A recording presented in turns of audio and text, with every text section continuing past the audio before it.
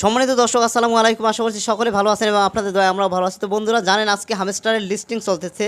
তো কে কত কয়েন পেয়েছেন এবং টোকেনগুলো কিভাবে সেল দিবেন, কত টোকেন আপনাদের অ্যাকাউন্টে যেতে পারে এবং এক টোকেন সমান সমান কত সেন্ট আপনারা পাবেন তা নিয়ে আজকের ভিডিওটি ভালো লাগলে অবশ্যই চ্যানেলটি সাবস্ক্রাইব করে পাশে থাকবেন। তো বন্ধুরা যে হ্যামস্টারে আপনারা যারা কাজ করেছেন তারা জানেন আজকে কিন্তু লিস্টিং হতে যাচ্ছে। লিস্টিংয়ে আপনি মোট হ্যামস্টারে যত কয়েন পাবেন সেখান থেকে আপনার ক্লেম করতে পারবেন।